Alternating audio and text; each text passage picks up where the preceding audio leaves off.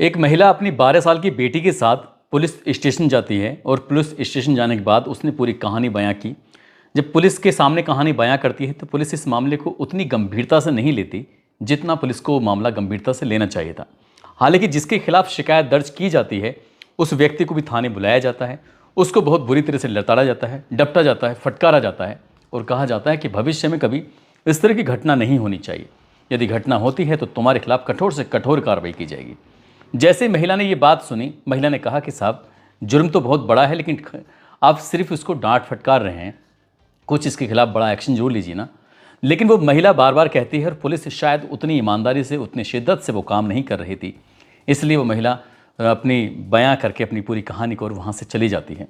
यहाँ से जाती जरूर है लेकिन उसके बाद एक वीडियो सोशल मीडिया पर वायरल हो जाता है। जैसे ये वीडियो सोशल मीडिया पर वायरल होता है उसके बाद देश का यानी कि इंडिया का ऐसा कोई बड़ा से बड़ा अखबार नहीं था जिसने अपने वेब पोर्टल पे इस पूरी कहानी को बयां नहीं किया।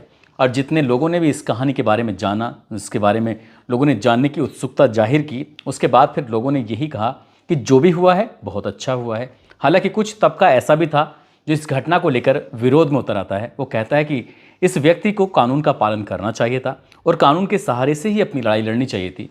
ये कोई तरीका नहीं होता है लड़ाई लड़ने का। लेकिन बड़ा तबका उस फैसले के पक्ष में जाता है। आगे होता क्या है क्या नहीं, ये तो खैर पुलिस की जांच के बाद स्पष्ट हो सकेगा। लेकिन जिसने भी ये कहानी सुनी थी वो लोग सुनने के बाद हैरान हो जाते हैं, सोचने पर मजबूर हो जाते हैं।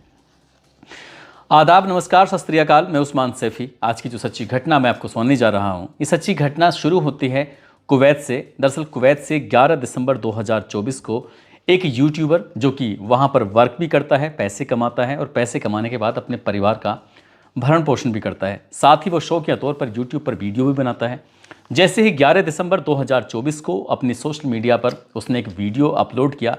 उस वीडियो अपलोड होने के बाद इंडियन जो मीडिया होती है उस मीडिया ने अपने अपने तरह से उस रिपोर्ट को कवर किया और उसके बाद फिर पुलिस इस जुगत में जुट जाती है कि किसी तरकीब से इस व्यक्ति को हिरासत में ले जाए और इससे मामले की जांच पड़ताल की जाए। दरअसल वो कहानी सुनाता है, वो बताता है कि करीब 15 साल पहले आंध्र प्रदेश का एक ज़िला लगता है अन्नामय्या, उसी का एक गांव लगता है कोथमंगम। कोथमंगम पेटा का रहने वाला वो व्यक्ति जिसकी उम्र लगभग अभी फ़िलहाल 37 साल के आसपास है, अब से लगभग 15 साल पहले वो यहाँ इंडिया से सीधा कुवैत जाता है और कुवैत जाने के बाद अपना जो वर्क करता था उससे जो पैसे मिलते थे अपने परिवार का भरण पोषण करता है। इसी बीच में उसकी शादी हो जाती है।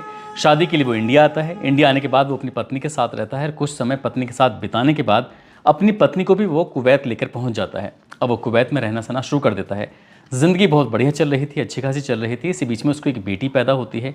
लेकिन बेटी जब पैदा होती है तो उस बेटी का वो पूरी तरह से ख्याल नहीं रख पा रहे थे। इसके लिए उन्होंने सोचा, क्योंकि पत्नी भी वहाँ वर्क कर रही है, पति भी वर्क कर रहा था, इसलिए उन्होंने अपनी बेटी को सीधा इंडिया भेज दिया। इंडिया आने के लिए उस लड़के ने अपनी बेटी को ससुराल भेज दिया ताकि वो उसकी परवरिश ठीक से कर सकें।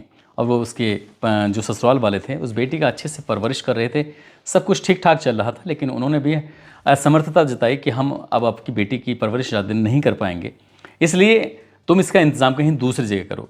उस व्यक्ति ने अपनी साली, जिसका नाम लक्ष्मी होता है, लक्ष्मी से बातचीत करता है, कहता है कि लक्ष्मी, तुम्हें परेशान होने की बिल्कुल भी ज़रूरत नहीं है। तुम मेरी बेटी का ख्याल इंडिया में रखोगी तो मैं तुम्हें जो भी पैसे होंगे वो पैसे भेजता रहूँगा और आर्थिक रूप से तुम्हारी मदद करता रहूँगा। लक्ष्मी ने कहा, मुझे कोई ऐतराज़ नहीं है।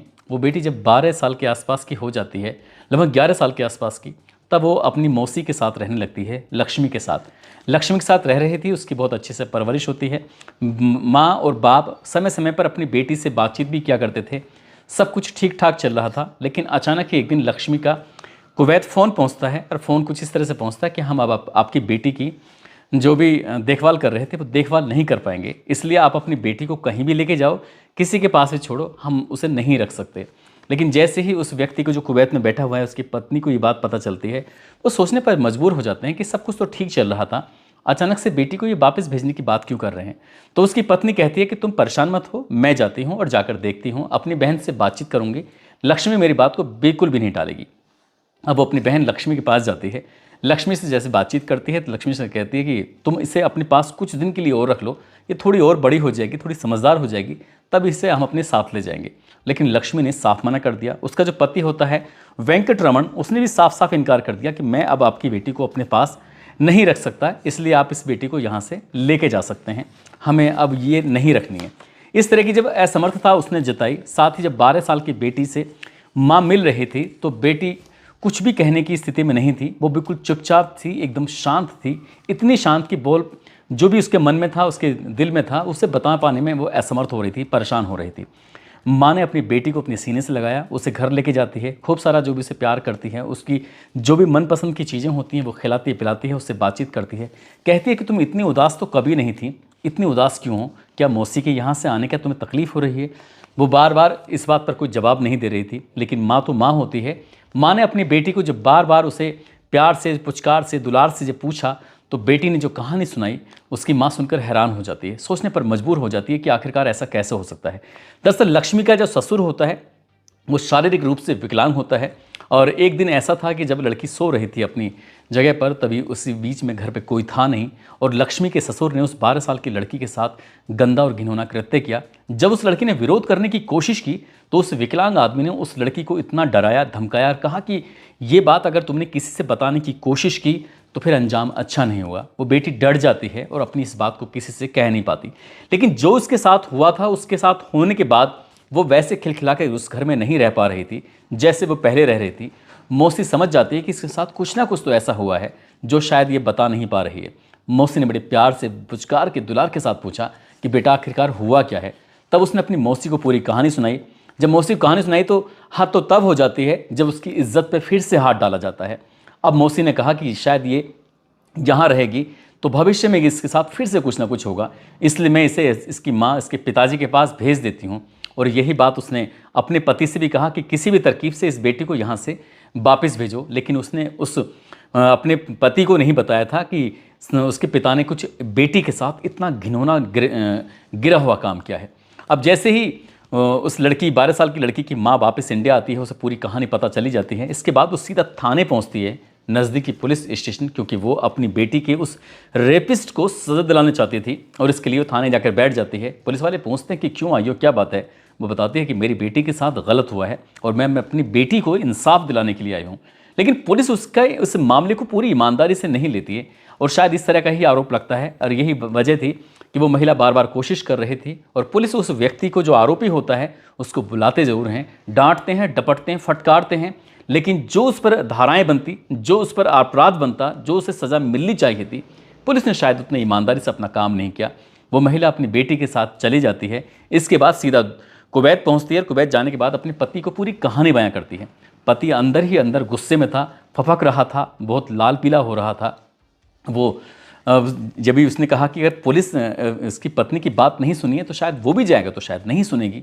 इसलिए एक दिन वो इंडिया का टिकट कराता है, इंडिया यानी कि आंध्र प्रदेश की उस जगह का टिकट कराता है जिसका नाम होता है अन्नामैया। अन्नामैया जाता है, वहाँ जाने के बाद वो जगह लगती है ओबुल्लाबारी पल्ली, वहाँ पर जाता है वो बुल्लाबारी पल्ली में। वहाँ जाने के बाद वो व्यक्ति जिसने उसकी बेटी के साथ गंदा और घिनौना कृत्य किया था, जिसका नाम गुट्टा अंजू नेल्यू होता है, उसके वो पास जाता है। वो घर के बाहर सो रहा था और तभी उस व्यक्ति के पास एक लोहे की रोड होती है।